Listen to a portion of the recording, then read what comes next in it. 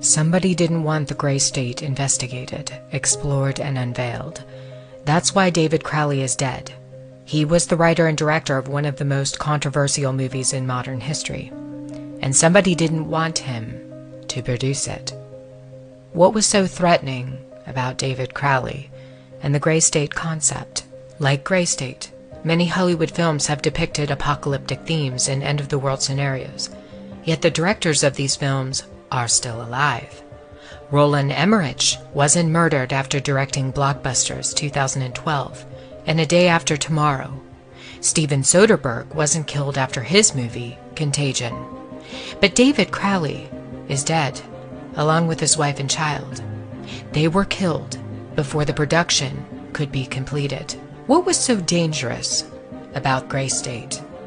David Crowley claimed that his movie was based on real events, not Hollywood propaganda like you see in movies such as 2012. California is going down! God, you sound like a crazy person. The governor just said we're fine now. The guy's an actor! He's reading a script! So the Gray State is essentially an artistic representation of real aspects put into a fictional format. Once you open your eyes and start looking at all these trends like RFID, like martial law, like FEMA, like executive orders, you have to act within your own capacity to sort of, talk about this. A lot of people filter that into the political realm. A lot of people do other things like grassroots style. I mean, I'm a filmmaker, Danny's an actor. So we put our heads together and we started making a project that would act within our own faculty to portray that in a creative manner. So there's a story here.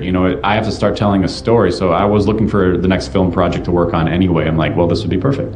And it's not really perfect because you have to kind of filter down all this stuff into a narrative storyline that's not just propaganda telling you what's going to happen next, like 2012 or A Day After Tomorrow. It's got to be a human story, and it's got to be endearing and compelling. The way we're different is we're independent, and we don't expect any participation from any studios just because of its contentious nature. I mean, anyone knows that Hollywood has not approached this topic so directly before. That's what makes Gray State so compelling. It's that different. Definitely the trailer is our best efforts to kind of show this world and expose these very real issues that exist in our world today. David claims that Hollywood has never dealt with topics like RFID, internment camps in America, and detention. Instead, they have produced propaganda in place of real issues. When Hollywood does discuss internment and detention, it's almost always about World War II and the Holocaust. Literally thousands of films have been produced about the Holocaust, and yet one single film that addresses the potential for a Holocaust in the United States is stopped mid-production after its director is murdered. Seems a bit odd, doesn't it? They don't want Americans, Canadians, and other Western countries to know what is coming. And that is a plan to intentionally collapse Western society. If you don't believe me, read the plan that's been in the books for over a century, planned out by the Illuminati and penned by Albert Pike back in the 1800s in his 3 World War predictions. Gray State was simply too threatening. It revealed too much, not just the obvious points of what could happen with the collapse of a society, things like martial law, food shortages, and a provisional government. It goes beyond this. David knew a secret, and he left it inside of the trailer for Gray State, in plain sight. David Crowley used the Illuminati's favorite game against the notorious cabal. It's a game they've played with the human race for years. They provide clues about the future to toy with us. They did it with 9/11. They've done it with other major catastrophes. It's called predictive programming. On occasion, though, they get outsmarted at their own game. What was David's hidden message inside the Gray State? And could it be the reason for his death? Perhaps the scariest part of Gray State's conceptual trailer is this character here, who appears to be operating a guillotine. David Crowley was very intentional in this frame of the movie. He added something that I believe he wanted the people to know about. Who is the identity of this executioner? If you look closely, you will see that this terrifying character is wearing something around his waist.